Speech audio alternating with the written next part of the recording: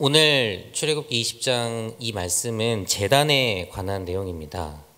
20장은 어떠한 상황이냐면 바로 이스라엘 백성들이 출애굽해서 지금 시내산이라고 하는 그 산에 머무르게 되는 그 초입에 해당이 됩니다.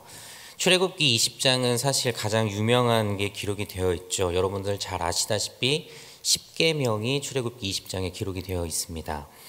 하나님께서 이스라엘 백성들에게 말씀을 하시는 그 여러 가지 율법의 가장 기본이 되고 기초가 되는 그 10계명을 하나님께서 모세에게 말씀하시는데, 하나님께서는 모세만 만나서 이 10계명을 주시죠. 이스라엘 백성들은 그 시내산 밑에 머무르게 됩니다.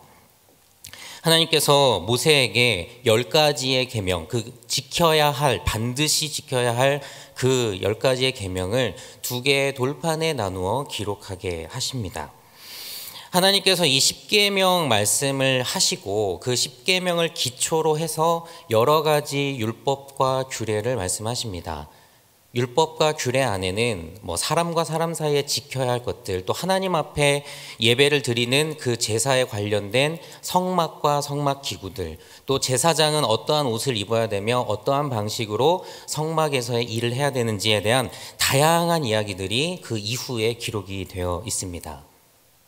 그런데 이 10계명 말씀을 하나님께서 모세에게 전하시고 나서 그 다음에 바로 나오는 내용, 여러 가지 중요한 내용들이 있고 또 다양한 내용들이 있지만 이 10계명 말씀 다음으로 등장하는 내용이 뭐냐면 오늘 우리가 함께 읽은 이 출애굽기 20장 22절부터 26절까지에 있는 제단에 관한 내용입니다. 제단. 여러분, 제단은 제사를 드리는 데 있어서 필요한 단위죠. 그 제사를 드리는 데 있어서 여러 가지 것들을 하게 되지만 일단 기본적으로 제물을 드리게 됩니다. 제사에 필요한 가장 중요한 요소 중에 하나인 제물을 드리는 데 있어서 그 제물을 드리고 그 제사를 집전하는 데 필요한 어떤 일정한 공간과 거기에 만들어지는 단, 이게 바로 제단입니다. 하나님께서는 이 제단을 명령하시죠. 오늘 말씀에 읽은 것처럼 제단을 어떻게 하라. 이렇게 만들어라. 이것으로 만들어라. 이러한 부분은 하지 말아라. 이러한 부분은 이렇게 하여라. 라고 하는 하나님의 명령의 그 내용이 제단에 관련된 내용입니다. 여러분, 제단은 왜 존재하냐면은 예배 때문에 존재하는 거죠. 제단이 존재하는 이유는 제사 때문에 존재를 하는 겁니다. 하나님께서 10계명을 말씀하시고 그 다음에 바로 이어서 이 제단에 대한 이야기를 했다는 것은 하나님의 의도가 있습니다.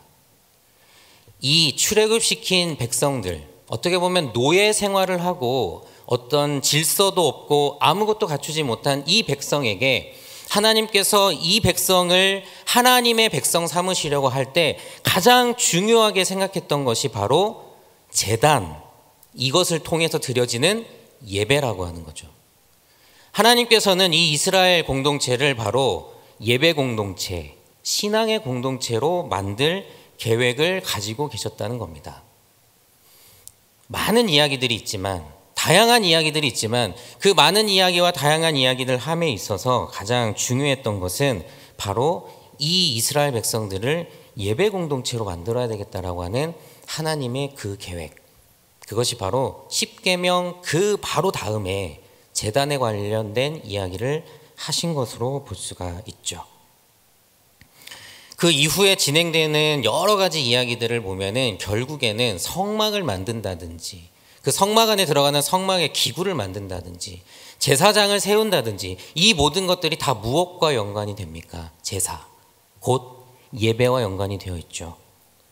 하나님께서는 그 예배 공동체로서 이스라엘 백성들을 만들기 위한 그 큰 계획 가운데 처음 제단에 대한 이야기를 하신 것입니다.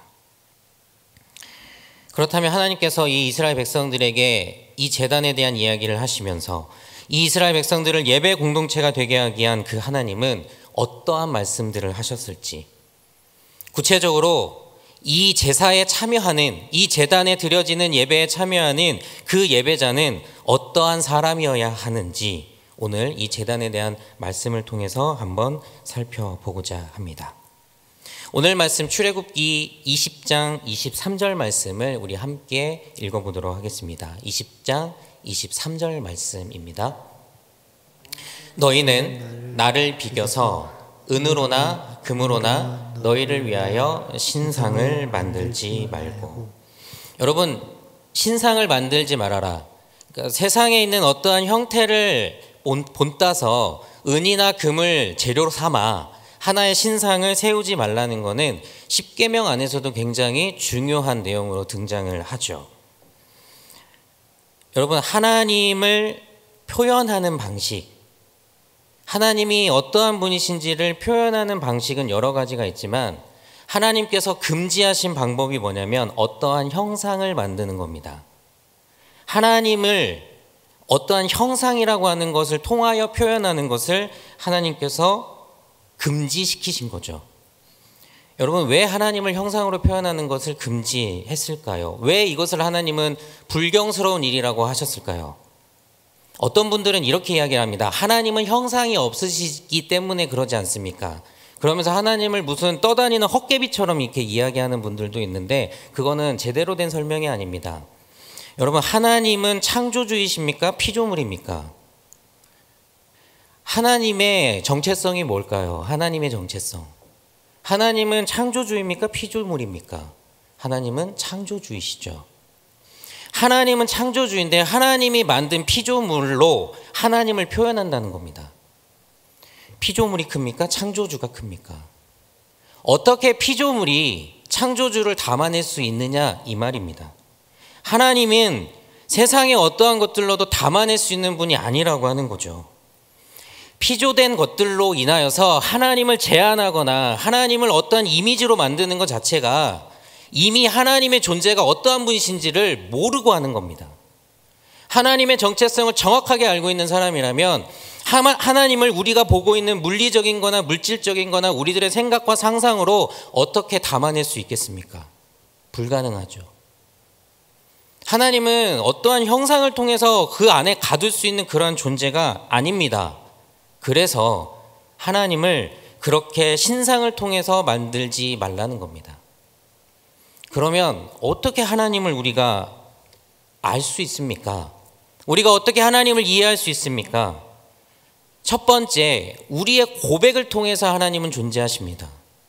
우리가 고백할 때 하나님을 우리가 알고 있는 그 하나님을 말씀을 통해서 우리들에게 전해진 그 하나님을 우리가 고백할 때 하나님은 그 고백 가운데 존재하시는 겁니다. 우리들의 고백만으로도 충분히 존재하실 수 있습니다. 우리가 어떠한 형상을 만들거나 우리들만의 이미지로 만들어서 하나님을 표현하지 않더라도 하나님은 우리들의 고백 가운데 충분히 존재하시죠.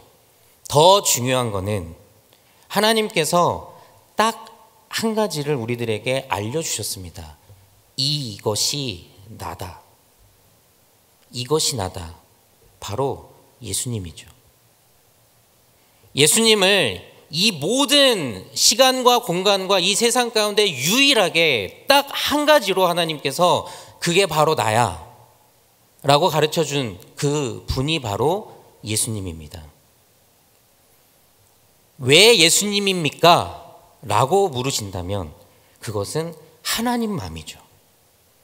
하나님께서 그렇게 정해주신 겁니다.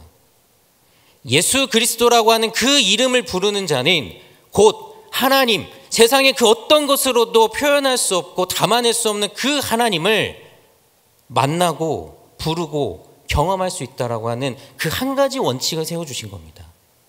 그러니 예수 그리스도의 이름, 그 이름을 부르고 그 이름을 믿는 자는 하나님의 능력과 하나님의 권세를 얻는 겁니다. 그것이 하나님께서 정해놓으신 유일한 방법이죠. 그 이외에는 그 어떠한 것으로도 하나님을 대신할 수 없습니다. 신상을 만들지 말아라. 너희는 나를 비겨서 은이나 금으로나 그 어떤 것으로도 나라고 여호와 하나님이라고 명령하면서 만들지 말아라. 여러분, 이스라엘 백성들이 이 모든 율법과 이 규례와 이 모든 것을 모세가 시내산 꼭대기에서 듣고 출애굽기 31장까지 다 듣고 난 다음에 모세가 산 아래로 내려오는 출애굽기 32장에 이스라엘 백성들이 한 행동, 금송아지를 만들고 있었습니다. 금송아지가 우리의 하나님이다. 이 금송아지가 우리를 여기까지 인도한 신이다. 하나님은 그 이스라엘 백성들의 가장 그 가운데 중심에 잘못된 것, 나는 그 어떤 것으로도 표현할 수 있는 세상의 물리적인 것들로 만들 수 있는 그렇게 가둘 수 있는 존재가 아닌데 나를 감히 그 금송아지에 가둬? 하나님은 그러한 존재가 아니신데 이스라엘 백성들의 가장 큰 실수였던 것이죠. 여러분, 신상을 만들지 않는 자가 예배자입니다. 예배자는 신상을 만들지 않는 자입니다. 오직 예수 그리스도의 이름만을 고백하는 사람이 예배자입니다. 오직 하나님만을 고백하는 사람이 예배자입니다. 그 다른 어떤 것으로도 하나님을 표현하는 것은 신상을 만들고 있는 겁니다. 그러므로 진정한 예배자는 하나님만을 고백하고 하나님께서 유일하게 지정해 주신 그 예수 그리스도의 이름만을 고백하는 사람이 예배자입니다. 두 번째는 출애굽기 20장 24절 말씀입니다. 우리 출애굽기 20장 24절 말씀 함께 읽겠습니다. 내게 도단을 쌓고 그 위에 내 양과 소로 내 번제와 화목제를 드리라. 내가 내 이름을 기념하게 하는 모든 곳에서 내게 임하여 복을 주리라. 아멘. 양과 소로 번제와 화목제를 드리라고 기록이 되어 있죠. 양과 소는 하나님께서 이스라엘 백성들에게 정해주신 정결한 동물입니다. 하나님께서 어떻게 보면 지정해 주신 동물이죠. 그러니까 다른 동물로는 제사를 드리지 않는 겁니다. 뭐 양이 깨끗해서 뭐 소가 깨끗해서 하나님께서 정해 주신 게 아니라 그냥 하나님께서 지정하신 겁니다. 하나님께서 양과 소로 제물을 삼아 드리라고 한 거죠. 그런데 여러분, 그 바로 앞에 24절 바로 앞에 토단을 쌓는다는 표현이 있습니다. 토단. 토단이라고 하는 것은 그냥 흙으로 쌓은 단이죠. 흙을 통해서 쌓은 단입니다. 여러분, 왜 토단을 쌓으라고 했을까요? 하나님께서 왜 토단을 쌓으라고 이 말씀을 하셨는지는 그 바로 이어지는 말씀을 통해서 확인이 가능합니다. 내게 토단을 쌓고 번제와 화목제를 드려라. 내가 내 이름을 기념하게 하는 모든 곳에서 내게 임하여 복을 주리라. 여기에서 모든 곳이 중요합니다. 토단을 쌓는 것과 모든 곳에 임하여 복을 주겠다라고 하는 것을 우리가 한번 이어서 생각을 해보겠습니다. 만약에 여러분 제단을 하나의 건물처럼 지었다고 생각을 해보십시오. 제단을 건축물처럼 지으면은 거기에 고정이 되죠. 그 제단을 다 부셔버리고 다른 데 가서 또 지을 수는 있겠지만 일단 그 제단을 어떠한 건축물 형태로 지어버리면 일단 거기에 제단이 고정이 됩니다. 근데 여러분, 토단은 어린 시절에 모래성 쌓기 놀이 해보셨나요? 지었다가 부셨다가 또 지었다가 부셨다가 이 자리가 마음에 안 들면 저 자리 가서 또 짓고 함께 짓고 혼자 짓고. 토단은 얼마든지 지었다가 또 부실 수 있고 다른 데 가서 또 지을 수 있습니다. 이 말이 무슨 말이냐면 돌과 어떠한 건축의 양식과 건축물을 통해서 제단을 지으면 하나님은 마치 거기에만 계신 것처럼 고정이 돼요. 그런데 토단을 쌓으면 어느 곳으로 가든지 흙은 있지 않겠습니까? 내가 거처하는 밟는 땅 어느 곳에든 흙은 항상 존재하지 않을까요? 그곳에 가서 그 주어져 있는 그 흙을 가지고 단을 쌓으라는 겁니다. 무슨 형식이 있거나 무슨 어떠한 좋은 흙을 골라서 쌓으라는 게 아니라 내가 밟는 그곳에 가서 거기에서 단을 쌓으라는 겁니다. 토단으로. 그러면 내가 그곳에 임재하겠다는 겁니다. 나를 예배하기 위해서, 여호와 하나님을 예배하기 위해서 그렇게 쌓으면 그곳에 내가 임재해서 너에게 복을 주겠다는 겁니다. 그래서 하나님께서 모든 곳에서 내게 임하여 복을 주리라 하는 이 말과 토단을 쌓는다는 말이 서로 연결이 되는 겁니다. 어떤 분들이 묻습니다. 목사님, 온라인으로 예배 드리는 거는 옳은 겁니까? 그른 겁니까? 질문이 잘못됐습니다. 왜 질문이 잘못됐을까요?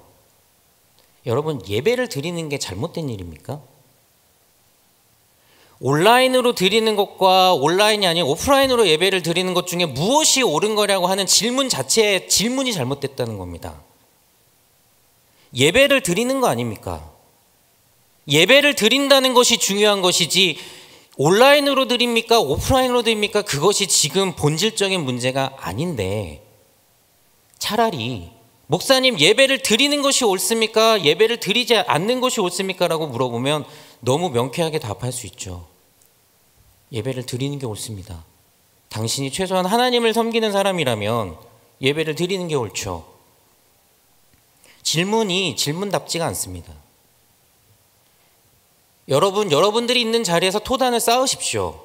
지금 현재 온라인으로 들으시는 분들은 여러분들이 계신 자리에서 토단을 쌓으십시오.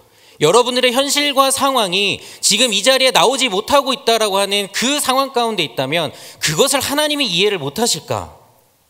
여러분들의 상황과 삶을 하나님이 일일이 다 지켜보시면서 너는 왜 이 자리에 나와서 예배를 안 드리니? 너는 왜 특정한 자리에 가서 예배를 안 드리니? 그렇게 따지고 묻고 하실까? 하나님은 오히려 너는 왜 예배를 드리지 않느냐? 너는 지금 이 자리에 나왔는데 너는 이 자리에 나와서 지금 왜 예배를 하지 않느냐?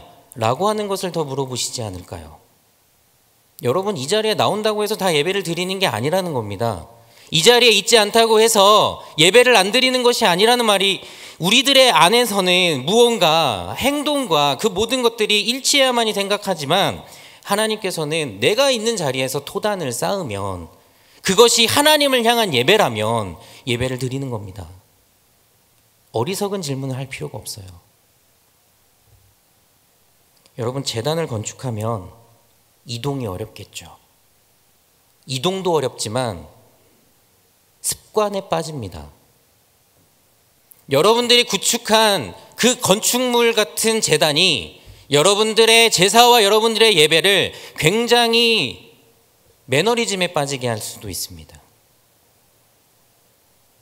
여러분들의 신앙이 그러한 신앙이 아닌지를 한 번쯤 되짚어 봐야 돼요.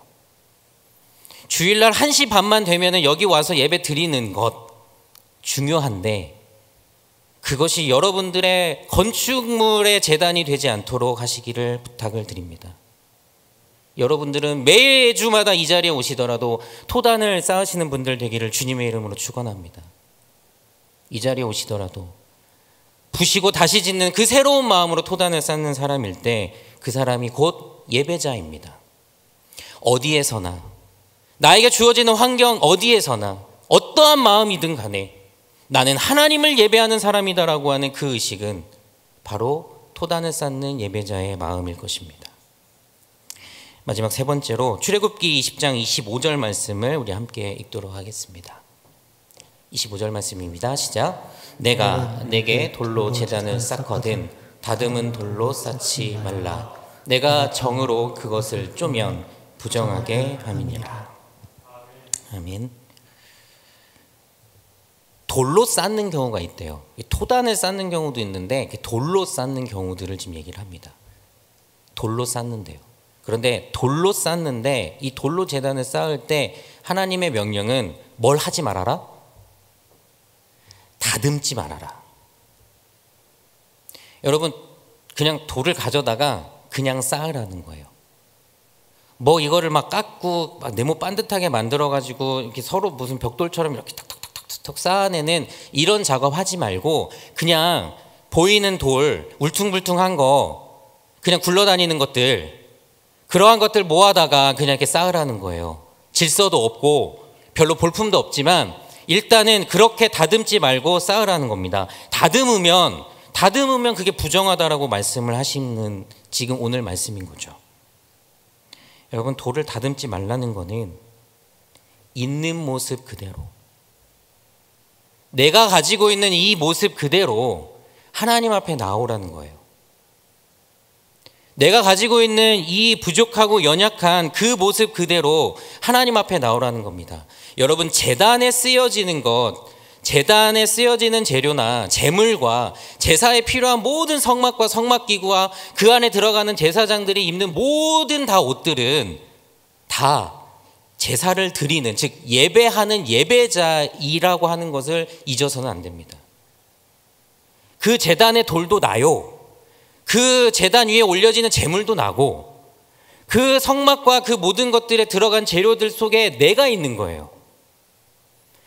나와 그것이 떨어져서 동떨어져 있는 것이 아니라 내가 있는 겁니다. 고린도전서 3장 16절에 보면 너희는 성령이 너희 안에 거하시면 너희가 하나님의 성전인 것을 알지 못하느냐라고 말씀하고 있어요. 내가 교회예요. 내 자신이 교회고, 내가 지금 만들어져 있는 모든 기구와 성막과 그 제단과 제물에는 내가 들어가 있는 거예요. 나. 그렇다면 그 지금 다듬어지지 않는 돌을 쌓아서 만든 그 돌은 바로 나예요. 다듬어지지 않은 그 돌이 바로 나라는 거예요. 그런데 하나님께서는 다듬지 말라는 겁니다. 그 돌을 그대로 가지고 나오라는 겁니다. 나의 있는 모습 그대로. 부족하고 연약하고 죄 많은 죄덩어리고 도저히 하나님 앞에 나갈 수 없는 사람처럼 느껴지는 바로 나지만 다듬지 말고 그대로 나오라는 겁니다. 여러분, 근데 왜 하나님께서는 있는 모습 그대로 나오라고 하는 것일까? 있는 모습이 좋아서? 죄 많이 지은 모습을 하나님이 좋아하셔서? 솔직히 말하면 좋아하시진 않죠. 여러분, 하나님이 여러분의 죄 많은 모습을 좋아하셔서 여러분들을 그 있는 모습 그대로 나오라고 하실까? 우리는 표현하죠. 사랑하셔서. 하나님께서 여러분을 사랑하셔서, 너무너무 사랑하셔서 죄덩어리인 이 모습도 있는 모습 그대로 나오라고 하시는구나. 여러분, 더 중요한 게 있습니다. 다듬지 않아야 하나님께서 다듬어 주십니다. 다듬어지지 않아야 하나님이 일하신다는 거예요. 여러분들이 다 깎고 다 만들고 다 다듬어서 오면 더 이상 여러분들을 바라보며 하나님이 하실 일이 없어요. 여러분들을 다듬지 않은 상태로 있는 모습 그대로 예배의 자리로 나오라고 하는 것은 하나님께서 여러분들을 통해서 하나님이 일하시고자 하기 때문에 그래요. 여러분들을 다듬고 싶어서. 그 울퉁불퉁한 뾰족뾰족한 것을 다듬는 것은 이제 하나님의 몫이라는 거죠. 하나님이 하고 싶으신 겁니다. 여러분, 어떤 분들이 이런 분들이 있어요. 내가 막 계획을 쫙 짜놔요. 뭐 5년치 계획, 막 10년치 계획을 막 다 짜놓습니다. 그 계획대로 막 진행을 해 나가요. 근데 그 계획대로 진행되는 경우가 그렇게 많지는 않아요. 가다가 내 계획대로 안 돼요. 안 되면 막 절망하고 막 자책하고, 심지어는 자책을 넘어서 막 하나님을 원망해요. 나 안 도와줬다고. 여러분, 잘 생각해 보십시오. 내가 완벽하게 짜놓으면 도대체 하나님은 그 어디에 들어가셔야 됩니까? 나의 인생의 계획을 내가 완벽하게 다 짜놓으면 하나님은 어디에서 역사를 하셔야 됩니까? 내가 짜놓은 계획 안에서? 그러면 내가 하나님보다 큰 거죠. 내가 짜놓은 계획 안에서 하나님이 움직이셔야 되면은 내가 하나님보다 큰 거죠. 이거는 신앙이 아닙니다. 여러분, 신앙은 하나님이 일하실 수 있는 공간을 마련해야 돼요. 하나님께서 일하실 수 있는 빈 공간을 마련해 줘야 됩니다. 오늘 말씀에 근거하면 하나님께서 역사하실 수 있는, 하나님께서 다듬어 주실 수 있는 그 영역을 하나님 앞에 들고 와야 돼요. 이게 있는 모습 그대로예요. 여러분, 있는 모습 그대로 나온다는 것은 하나님께서 나를 통해서 나를 다듬어 주시고 역사해 주십시오라고 하는 그 마음으로 나오는 거예요. 저 죄 지었는데 괜찮죠 하나님? 다 용서해 주신다면서요. 하나님 사랑이시라면서요. 나 이렇게 개판으로 살았는데 다 용서해 주신다면서요. 이 마음이 아닙니다, 여러분. 그게 아니에요. 이 죄 많고 이 죄덩어리 같은 다듬어지지 않은 나를 하나님 다듬어 주시고, 하나님 나를 다듬어서 역사해 주시고, 하나님 일하시고, 내가 내 계획대로 해봤는데 다 안 돼요. 하나님, 내가 완벽하게 짜놓고 해봤는데 되질 않습니다. 그래서 하나님 역사해 주십시오. 이게 예배자예요.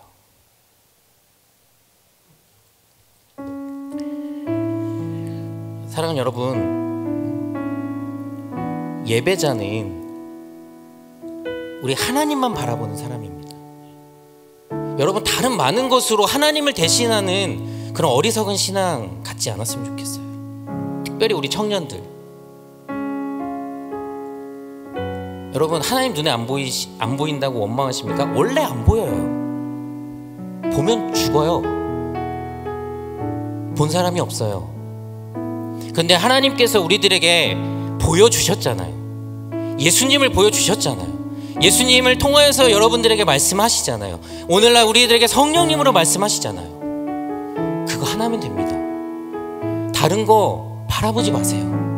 다른 종교가 어떻고, 다른 모습이 어떻고, 무슨 인문학이 어떻고, 뭐가 어떻고, 참고는 하시되 우리가 믿고 의지해야 될 우리들의 절대적인 신은 아니에요. 유일한 하나님만 따라가시기를 바랍니다. 예수님만 붙드시기 바랍니다. 여러분, 토단을 쌓으십시오. 무언가에 찌들어서 습관적으로 왔다 갔다 하는 그런 예배 말고, 여러분 매주 이 자리에 오시지만 매주 이 자리에 오셔서 토단을 쌓으십시오.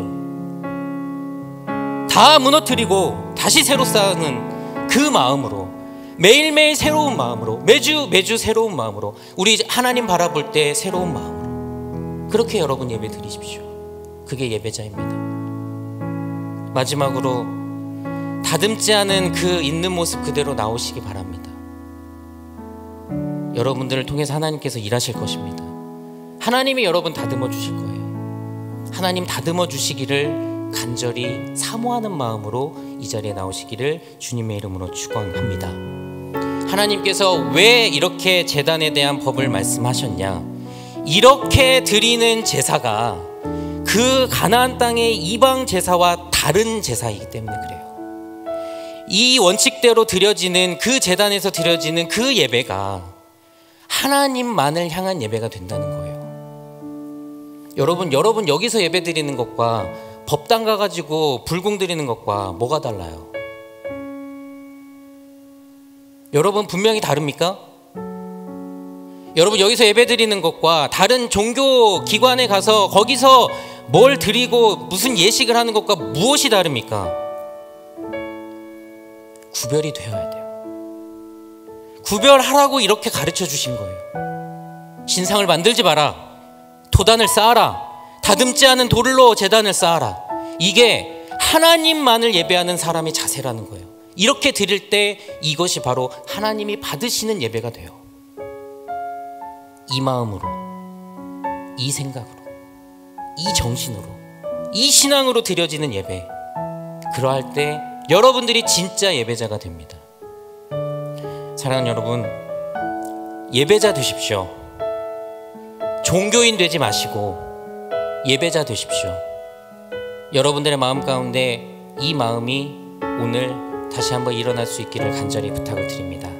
우리 시간에 함께 기도할 때 1분간 통성으로 기도할 텐데, 하나님, 제가 드려왔던 이제까지의 예배를 한번 되돌아봅니다. 하나님만 의지하며 신상 만들지 않는 예배자 되겠습니다. 하나님, 토단을 쌓고 어디에서나 예배하는 예배자 되겠습니다. 다듬어지지 않은 돌이지만 이 돌 들고 와서 하나님 일하시옵소서, 하나님 나를 다듬어 주시옵소서, 그렇게 주님이 어루만져 주시는 그러한 마음으로 나오는 예배자 되겠습니다. 우리 시간에 이 마음 안고 주님 한번 외치고 기도하도록 하겠습니다. 주여